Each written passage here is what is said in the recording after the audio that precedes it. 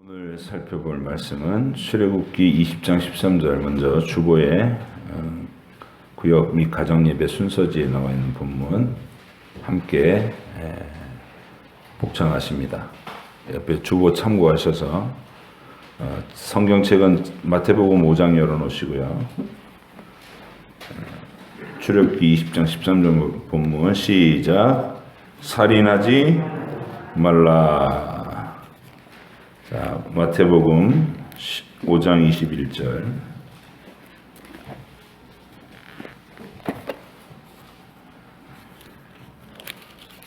마태복음 5장 21절부터 26절까지 함께 읽으십니다. 시작. 옛사람에게 말한 바 살인하지 말라. 누구든지 살인하면 심판을 받게 되리라 하였다는 것을 너희가 들었으나 나는 너희에게 이르노니 형제에게 노하는 자마다 심판을 받게 되고 형제를 대하여 라가라 하는 자는 공회에 잡혀가게 되고 미련한 놈이라 하는 자는 지옥불에 들어가게 되리라. 그러므로 예물을 제단에 드리려다가 거기서 내 형제에게 원망들을 만한 일이 있는 것이 생각나거든 예물을 제단 앞에 두고 먼저 가서 형제와 화목하고 그 후에 와서 예물을 드리라. 너를 고발하는 자와 함께 길에 있을 때 급히 사화하라. 그 고발하는 자가 너를 재판관에게 내어주고 재판관이 우리 옥리에게 내어주어 옥에 가둘까 염려하라. 진실로 내게 이르노니 내가 한 푼이라도 남김이 없이 다 갚기 전에는 결코 거기서 나오지 못하리라. 아멘. 할렐루야. 식사들 맛있게 하셨어요? 서로 격려해 주세요. 잘 오셨습니다. 사랑합니다. 함께 공동의 가치관을 가지고 주의를 귀하게 여기는 태도를 끝까지 보이는 우리들인 거예요. 이 자리에 서부중앙교회 소속된 성도들 모두가 다 남는 그날이 올 때까지 우리의 권면, 모범된 어떤 자세 이런 게 계속 필요할 줄로 믿습니다. 각각 교회는 내가 영향을 강하게 미칠 수 있는 자녀 그리고 부모님, 형제에게 권면해서 이 자리를 다 채우는 그게 우리 교회가 나가야 될 방향이고 각 가정이 가문이 그렇게 행복하게 주님 앞에서 순종하는 삶을 살게 될 때 그거 이제 다른 이들이 여기 들어와서 이게 전부 같은 가족들이야? 이러면 이런 삶의 그 권능 그리고 정말 객관적으로 보더라도 행복한 조건들이죠. 이 세상 어느 가문이 매 일주일마다 한 번씩 만나가지고 하루를 같이 온전히 보내는 그런 가정들이 어디 있겠어요. 이거 오직 하나님의 백성들만이 누리는 복의 실체인 줄 믿고 여러분의 인생에서 그거를 구현해내기 위해서 기도하고 또 소원을 가지셔야 돼요. 하나님 우리 가정을 이렇게 하나의 작은 서부중앙교회 안에 있는 작은 교회로 온전히 세워달라고 기도하실 수 있어야 됩니다. 여기저기 흩어져서 그냥 어쨌든 교회 다니고 있으면 되는 거 아니야? 그거하고는 다른 차원인 거예요. 하나님 나라의 어떤 하나님의 나라가 거대한 국가고 우리가 한 고울을 차지하고 있는 공동체라면 그 고울 내에 나의 가문이 내 가족과 후손들이 하나님 앞에 실질적인 모임을 통해서 이렇게 어떤 권리를 누리고 또 사명을 감당하고 그리고 기념될 만한 이름을 얻는 거 이게 구약에서 지파의 원리인 거예요. 나는 어느 지파 어느 소속의 가문이다. 그리고 경건한 믿음의 후예들이 늘 회당 공동체에서 말씀을 중심으로 살아가는 삶 그걸 꿈꾸고 소망하셔야 되는 거예요. 그냥 저절로 되는 게 아니라 그래서 늘 우리 서부중앙교회가 간절한 소원으로 품는 모습이 되기를 바랍니다. 그리고 오후 예배 이 시간은 늘 말씀드리지만 하나님 나라의 모든 진리의 주제들을 하나하나 그 뼈대를 조목조목 따라가면서 주제별로 점검해가는 시간입니다. 하나의 주제를 놓고 정말 여러 각도에서 풍성하게 생각해보고 적용해보고 또 분별해보고 이러는 시간이라는 거, 이건 엄청난 중요한 시간이죠. 이 세상 어느 강연에 가서도 어느 학교 교실에 가서도 배울 수 없는 것을 하나님의 학교에서 여러분이 매 주일마다 듣는 거고 배우는 거고 묵상하는 겁니다. 의미가 아주 중요한 시간이니까 서로 겉면에서 여기 남아라, 들어서 유익하다, 그리고 이걸 들어야 네가 제대로 신앙생활을 할 수 있다, 이런 겉면이 서로에게 계속 될 수 있기를 간절히 바랍니다.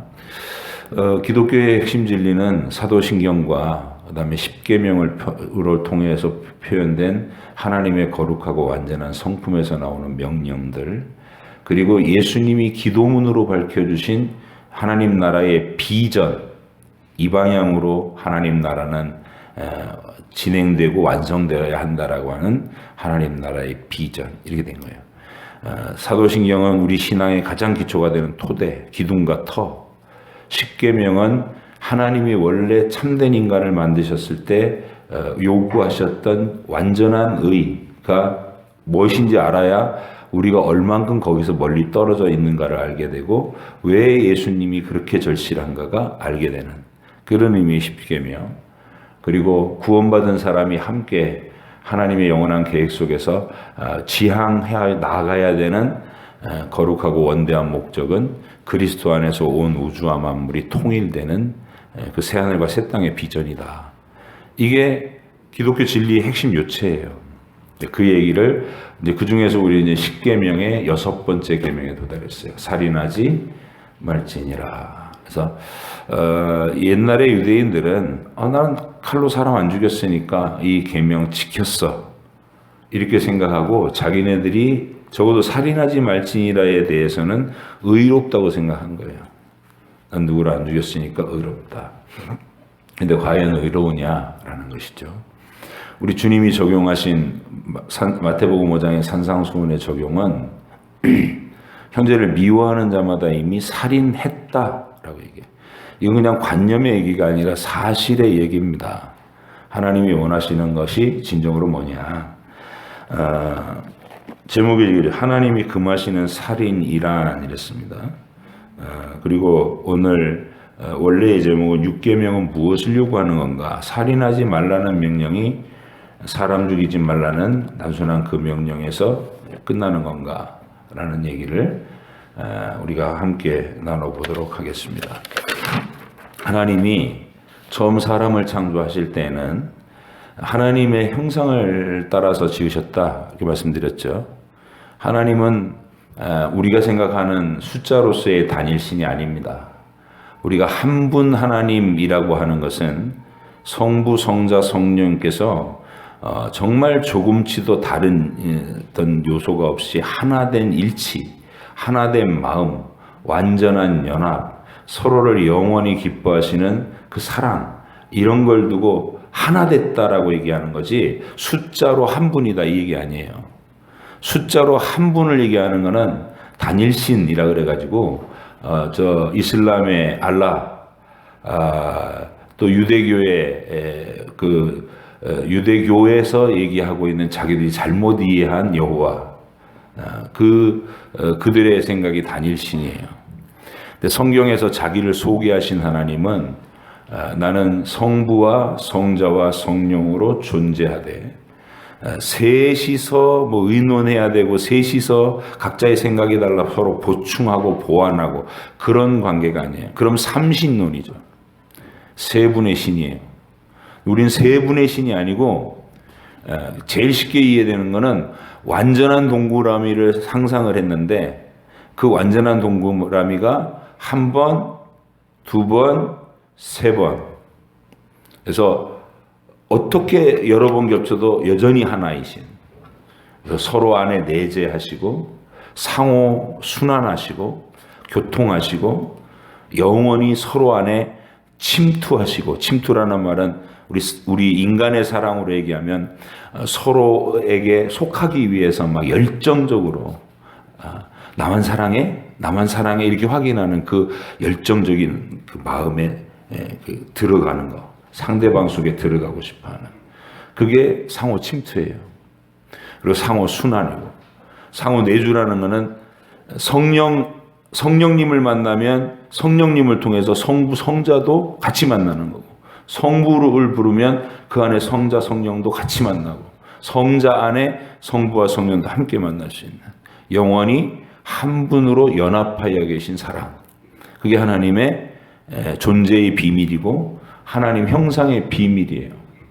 그래서 그거를 이 세상의 천사한테는 나눠주지 않고 인간에게 가장 닮은 모습으로, 하나님의 형상을 닮은 모습으로 만드시려고 남자와 여자로 지으셔서 서로 끌리게 하시고 서로 몸으로 하나 되게 하시고, 그 생명의 사랑의 연합을 통해서 다시 내게서 하나님의 그 자기들 자신보다도 더 소중한 존재가 잉태되고 자라게 하시고, 그래서 아무리 태어나고 또 태어나도 영원히 하나일 수밖에 없는 인류. 그게 하나님이 생각하신 인류예요. 하나님이 존재하게 하신 모든 자가 다 서로 안에서 완전하게 존중받고 영원히 서로 기뻐할 수 있는 그런 관계를 이루는, 말 그대로 내 몸과 같은 공동체, 한 몸 된 공동체. 그게 하나님이 꿈꾼 인간이라고 하는 존재입니다. 이 원리는 우리 안에, 우리에게서 늘 가까이 있어요. 다 들어 있어요. 우리 존재 안에. 남자와 여자와 가정이라고 하는 그 공동체 안에서도 그 형상이 그대로 새겨져 있고, 또 보다 직접적으로는 여러분의 몸, 여러분의 육체 자체가, 이게 세포 하나하나가 한 대략 정확하게 학자들이 세볼 수는 없지만 60조 개에서 100조 개 정도로 봐요. 100조 개. 세포가 나라고 하는 인격 하나를 이루는 이 몸의 세포가 100조 개의 세포가 나를 형성하는 공동체인 거예요. 근데 그 각각의 세포가 전부 나의 유익을 위해서 연합해서 움직여요. 이 세포는 어딘가에 딱 이렇게 우리 살처럼 뼈처럼 딱 고정되어 있는 세포도 있고, 혈액처럼 별도로 떨어져 갖고 독립적으로 이 온몸을 이렇게 순찰에 떠도는 그런 세포도 있어요. 근데 걔가 어디 한 군데 딱 붙어 있지 않더라도 내 몸이에요. 내 세포고. 왜냐? 내 몸 속에 영양분을 공급하고 노폐물을 빼내고, 이게 혈액이 하는 일이에요. 걔는 나의 이유익을 위해서 적혈구, 백혈구, 세포 하나하나가 내 몸의 일부인 거예요. 독자적으로 움직이지만, 백혈구는 특별하게 내 몸속을 헤엄쳐 다니면서 뇌가 어디로 가라 이렇게 무슨 레일을 깔아가지고 레일을 따라 움직이는 것도 아니에요. 그냥 몸속을 자기가 헤엄쳐 다니면서 병균이 들어오면 그걸 잡아먹고 포식하는, 내 안에 독자적인 하나의 움직이는 개체인데 그 세포도 나예요. 이렇게 하나라고, 우리는. 그게 하나님이 생각하신, 만약 천국의 백성의 총수가 100조 명이다. 그럼 100조 명의 천국 백성이 전부 한 몸 된 그리스도를 위해서 동일한 가치관을 가지고 영원히 존재해. 그럼 하나죠. 한 몸이죠. 그게 하나님이 생각한 인류요, 구원받은 백성이 회복해야 될 진정한 사랑의 연합이라는 게 그런 거예요. 그러면 그런 속에서 살인하지 말라라는 명령이 나오는 것이죠. 왜 살인하지 말아야 되느냐라는 하나님이 영원히 함께 살아가면서 하나님께 영광을 돌리고 예수님의 몸의 한 부분을 각자 독립적으로 맡아서 역할을 하라고 창조해 놓으신 나와 내 형제 자매들이에요. 근데 서로 지체들끼리 이게 이제 죄로 부패된 다음에 생각하는 거예요. 자기중심적이 돼버렸으니까. 죄의 오염이 가장 심각한 증상이 뭐냐면 우리가 하나님의 통치 아래 순종하며 거하는 것을 거절한 거잖아요. 나는 독자 노선을 거치겠다. 그래서 자기가 하나님이 됐고 자기가 중앙정부가 돼버렸어. 하나님도 자기의 생각에 의해서 받아들이거나 거절하거나 그러니까 자기가 우주의 중심에 서버린 거, 이게 타락이에요. 여러분과 제가 그 타락한 본성의 조건 안에서 태어났다는 거, 이거는 부인할 수 없는 상황이니까 그 상황 속에서 우리가 이웃을 대할 때 우리는 어떤 식으로 대하게 되냐면, 타락하기 전에 우리는 하나님께서 창조하셔서 각자의 위치에 세워놓으신 소중한 전체 몸의 한 부분, 나의 한 부분이라고 보는 거예요. 서로 같은 몸의 하나의 소중한 부분으로 보는 것이죠. 근데 이제는 어떻게 생각하느냐면 내 마음에 드는 사람, 안 드는 사람, 이렇게 구분되는 거예요. 그리고 내 마음에 안 드는 사람에 대한 우리의 반응에 가장 먼저 일어나는 반응은 그 사람을 보고 싶어 하지 않는 거. 존재 자체를 지워버리고 싶은 거. 그 사람이 있는 곳에는 안 가려고 해. 불편하고 싫어서. 그래서 결국은 내 우주에서 그 존재는 싹 지워버리고 싶은 거. 그게 그를 없애버리는 거예요. 그의 존재를 없애버리는 거예요. 내 마음 속에서. 이미 뭐 하였느니라? 살인하였느니라. 이게 예수님이 형제를 미워하는 자마다 이미 살인하였느니라는 말은 관념적이고 피상적인 얘기가 아니라 실제로 우리가 그런 살인자라는 거예요. 여러분이 세상에 태어나서 좀 많은 사람을 미워하고 좀 앞으로도 계속 미워할 거고 앞으로도 마음에 안 드는 사람은 될 수 있으면 안 만나려고 할 거고 상종 안 하고 싶어 이런 얘기를 우리는 할 거예요. 우리는 살인하는 자들이에요. 그래서 내가 죄인입니다 라는 고백을 할 때 하이델베르그 요리문답이 네가 죄인인 걸 어떻게 아느냐? 예, 율법을 읽어보니 알겠습니다. 율법을 읽어보니 뭘 알겠는데? 율법은 하나님을 전심으로 사랑하고 이웃을 내 몸같이 사랑하라고 하셨는데 실상 나는 이웃을 늘 미워하고 삽니다. 그래서 나는 죄인입니다. 이렇게 고백하는 게 이 하이델베르그가 가르치는 내용이에요. 이 논리가 얼마나 중요하냐면요. 오전에 우리 학습 받으신 분들이 아직 믿음이 확고하게 세워지신 분들이 아니잖아요. 이제 막 들어와서 교회의 가르침에 귀를 기울이겠습니다. 이 약속을 하는 분들인데 그분들 한 분 한 분을 만날 때 제가 이 얘기를 했어요. 통상적으로 본인이 죄인이라고 절실하게 느끼는 때가 있습니까? 대체적으로는 없어요. 그냥 나는 악하게 살지 않고 남한테 해코지 안 하고 잘 살았습니다. 이 일반적인 세상 사람들 다 생각하는 거예요. 그래서 제가 한 분 한 분한테 개별적인 면담을 하면서 이렇게 물어봤어요. 이제껏 미워해 본 사람이 있느냐? 있죠, 당연히. 미워해 본 사람은 왜 없겠어요? 다 있죠. 미워하는 증상은 어떻게 나타나냐? 그 사람 보기 싫고, 같은 공간에 있기 싫고, 생각하기도 싫고. 그래서 그랬어요. 당신의 우주에서 그 존재를 지워버리고 싶은 거, 그게 미움이다. 우린 태어날 때부터 미워하는 자다. 그런 식으로. 마음에 안 드는 사람 지워버리고. 당신은 살인하는 자다. 그래서 우리는 이런 살인하는 마음을 품고 사는 존재이기 때문에 우리 스스로의 무슨 노력이나 우리 스스로의 도를 닦아서 이걸 해결할 수가 없다. 그래서 하나님의 용서를 받아야 된다. 그렇게 전개해 갈 때 기꺼이 죄인입니다. 예수님이 필요합니다. 이게 이성적으로 논리적으로 납득이 되는 자리에 도달하는 거예요. 여러분과 저는 이런 이 생각에 익숙해져야 하고 관점이 투철하게 자기가 다듬어져야 되는데 여전히 여러분들이 나는 범죄자가 아니니까 나는 누군가를 해코지한 적도 없고 죽이지 않았으니까 나는 괜찮아 이렇게 생각하면 여러분은 바리새인들하고 똑같은 거예요. 예수님 나라에서 난 살인자가 아닙니다. 왜 나한테 자꾸 살인자라고 하십니까? 하나님의 관점에서 너희는 늘 살인하고 산다. 이렇게 얘기하시는 거죠.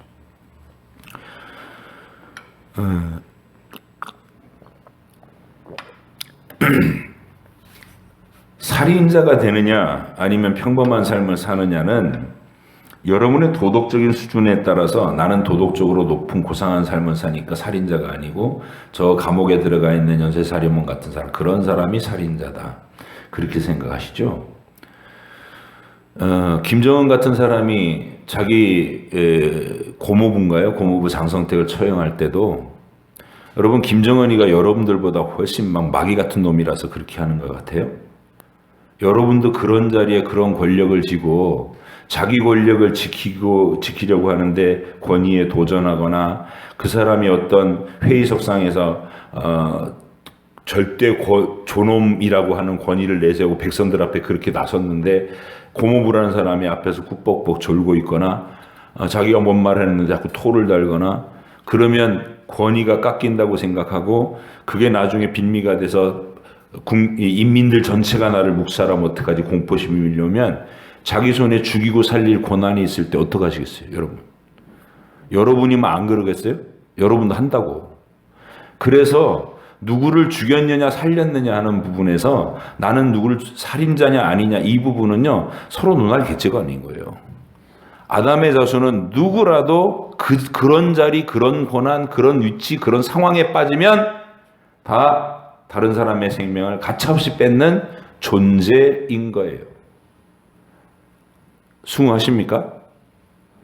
여기에 대해서 수긍이 안 되시면 여러분 출발이 안 된 거예요, 신앙에.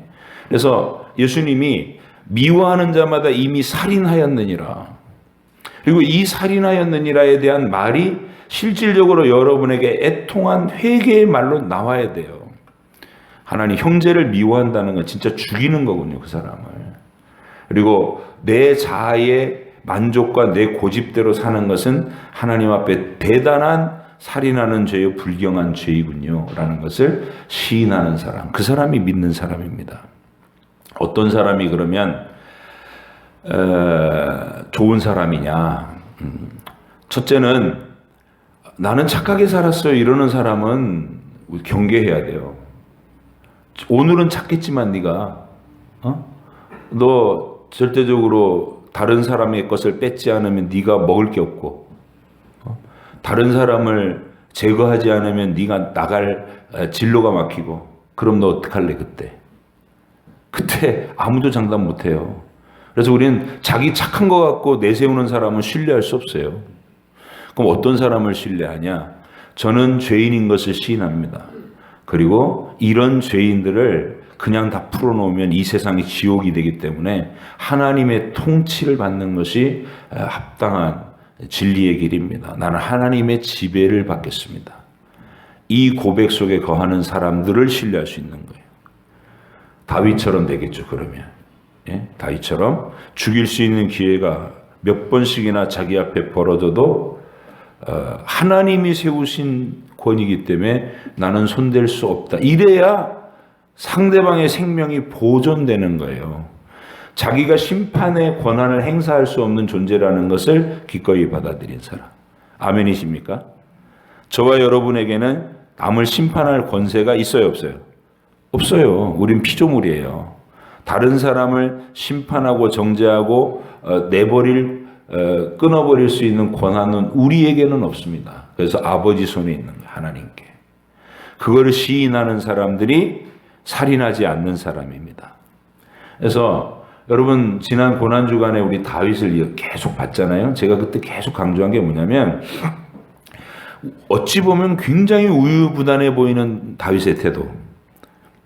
압살롬이 그것 때문에 속 터져 죽겠다고 그러면서 아버지를 죽이려 했던 거예요. 아니 형 암논이 자기 친여동생인 다말을 겁탈을 해놓고 무책임하게 버렸는데 아버지가 돼갖고 아무 소리도 못하고 있다는 거예요. 그냥 화만 한번 내고서 말았어. 어떻게 왕이 돼갖고 저렇게 무책임하고 저런 게 무슨 왕이야? 이게 생각. 근데 다윗의 입장은 달라요. 저렇게 그지 같은 인간 본성을 드러냈은 내 아들, 거의 짐승처럼 행동한 암논이라도 자기를 생각해 보면 암논도 자기랑 뭐가 다르겠냐. 알고 있는 게 다윗은. 저도 하나님이 다윗을 용서하신 것처럼 암논도 용서해 주시기를, 그리고 암논도 진정으로 그 죄를 깨닫게 되기를 기다리는 마음, 다른 사람을 정죄하고 심판할 수 없는 마음, 그게 복음의 비밀을 깨달은 사람들의 유일한 행동 양식인 거예요. 저런 자는 죽여야지 마땅하지 이렇게 생각하는 거는 사울과 압살롬이죠. 사울은 높당의 제사장들이 신고 안 했다고 제사장 85명을 한 자리에서 죽이고 가족들까지 몰살시키고 기브온 주민들 학살시키고 그렇게 되는 거예요. 권한이 있으면 다 죽이는 거예요. 압살롬도 죽여야지, 없애버려야지 이렇게 생각하는 거고 다윗은 못 죽여요. 요압도 그렇게 걸리적거리는데도 결상전하면서 죽일 수 있는데 안 죽여요. 못 죽여요. 왜? 하나님이 옆에다 두셨다고 믿기 때문에. 견디는 거예요. 견뎌. 시므이가 그렇게 노골적으로 왕을 저주하고 정말 만백성 앞에서 망신을 준 거야. 왕을 저주를 하면서 막 욕을 하면서 따라왔는데 며칠이 못 돼갖고 압살롬 제거되고 다시 돌아오니까 아이고 그때는 제가 조금 흥분했었습니다. 비니까 그때 다윗이 네가 왕을 저주했으니 죽어라 처단 안 해요. 왜? 여전히 다윗은 어떤 생각이냐면 나는 심판하지 않겠다. 심판은 하나님이 하시는 거다. 그래서 요압도 시므이도 아도니아도 전부 다 다윗은 밀어요. 하나님의 그 정하신 하나님 나라가 온전히 돼가지고 하나님이 판결하실 때까지 그들의 죄가 확연하게 드러날 때까지 다윗은 심판하지 않으려고 하는 그 최선의 노력으로 견디는 삶. 그걸 여러분 사무엘서에서 읽어야 돼요. 이게 살인하지 않는 마음입니다. 예수님이 오늘 이 얘기를 하실 때 미워하는 자마다 이미 살인했다. 형제를 바보, 라가라, 바보, 쓸모없다. 너는 쓸모없는 인간이야. 이렇게 정죄하고 판결을 하면 이미 자기가 심판자 노릇을 한 거잖아요. 그 사람이 살인자다. 사람을 판단하고 정죄하고 처분할 수 있는 건 오직 하나님의 권세다. 하나님, 아버지의 권세, 권한이다. 그거를 인정하고 엎드린 사람만이 살인자가 아닌 거예요. 아멘이십니까? 여러분이 이 아멘에 동의하셔야 다른 사람을 정죄하고 내버리는 일을 멈출 수 있어요. 누구라도 내 눈에 아무리 쓸모없어 보여도 여전히 하나님이 거기다 세워두신 나는 내가 참고 내가 견디는 것이 마땅하다고 생각하는 자세, 이게 살인하지 않는 자세입니다. 아멘. 여러분, 이게 얼마나 중요하냐면 가라지에 비유해서 우리 주님이 이렇게 얘기해요. 알곡들이 이제 뿌렸는데 처음 알곡하고 가라지는 구분이 안 돼요. 어린 풀들은. 그래갖고 하나님 나라의 종들이 가만히 보니까 저 곡식은 아닌 것 같고 가라지들이 막 저기 섞여서 자라는데 아니 저런 것들이 어디서 왔죠? 왜 섞여 있죠? 그러니까 원수가 와서 뿌려놓고 갔다. 주님이 이렇게 대답하세요. 그랬더니 종들이 뭐라 그러냐면 우리가 다 뽑을까요? 대답이 뭡니까? 하나님 나라의 대답이 뭐예요? 정답 여러분 알고 계시잖아요. 가만히 두어라. 추수 때까지 두어라. 이유는 가라지를 뽑다가 어린 곡식을 다칠까 두렵다. 그래서 이 땅에서 내가 판결할 수 없는 과정이기 때문에 여기서는 참는 거예요. 견디고 참는 거. 그가 스스로 가버리지 않는 한 우리는 견디고 참으면서 하나님 나라의 확연한 증거가 나타날 때까지 판결을 유보하는 태도. 그게 살인하지 않는 신자의 특징적인 태도다. 꼭 기억하셔야 돼요. 교회 안에서 우리는 판결자가 아닙니다. 심지어는 예수님조차도 이 판결을 쓰지 않으셨어. 꼭 기억하셔야 돼요. 여러분 마태복음 13장 펴십니다.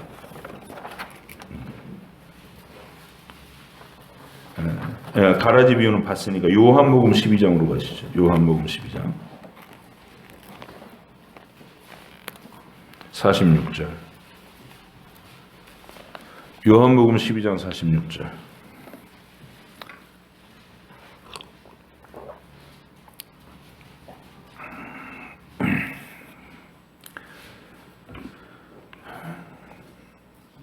(48절까지) 읽습니다. 시작. 나는 빛으로 세상에 왔나니 무릇 나를 믿는 자는 어둠에 거하지 않게 하려 함이로라. 사람이 내 말을 듣고 지키지 아니할지라도 내가 그를 심판하지 아니하노라. 내가 온 것은 세상을 심판하려 함이 아니요 세상을 구원하려 함이로라. 나를 저버리고 내 말을 받지 아니하는 자를 심판할 이가 있으니 곧 내가 한 그 말이 마지막 날에 그를 심판하리라. 거기까지요.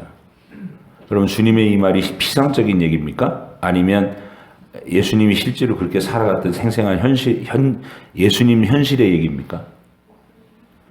어떤 면에서 현실이었어요? 가룟 유다를 끝까지 용납했잖아요. 그죠?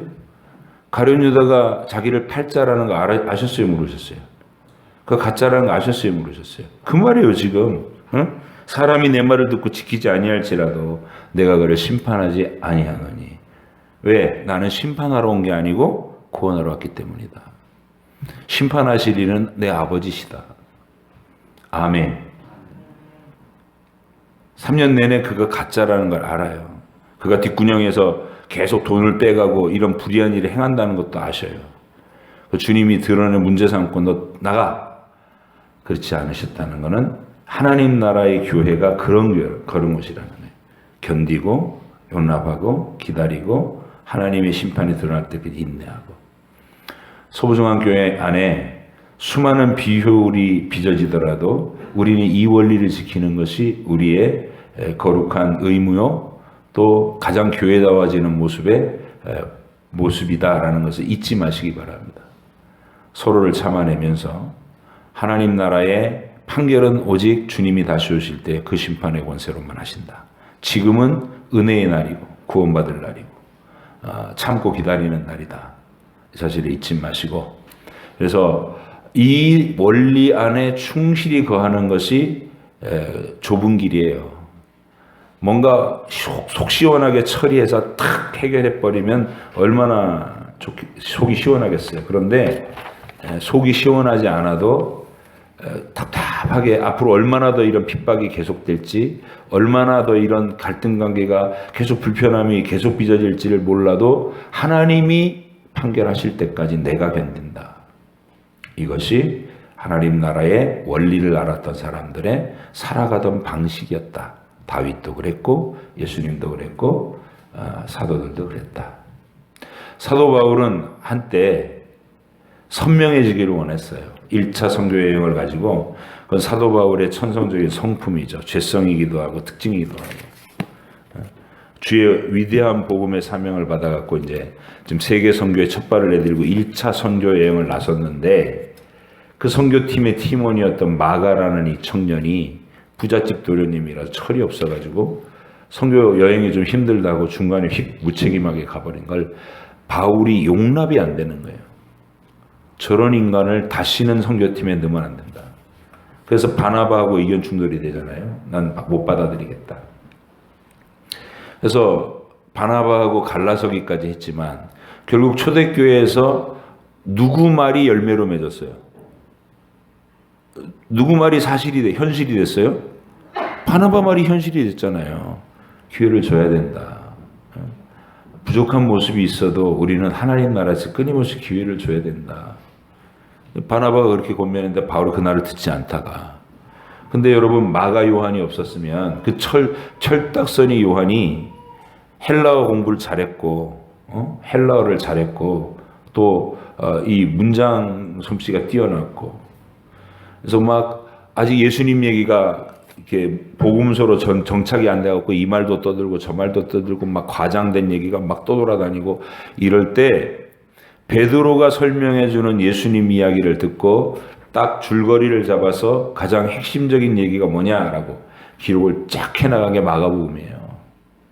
읽어볼수록 군더더기 하나도 없이, 그렇다고 내용이 빈약해지는 거 아니고 하나하나의 에피소드마다 알이 꽉 찬 내용으로 기록되어 있는 게 마가복음이에요. 위대한 유산을 초대교회에 선물로 주신 거예요. 온 이방 사람들에게 선물로.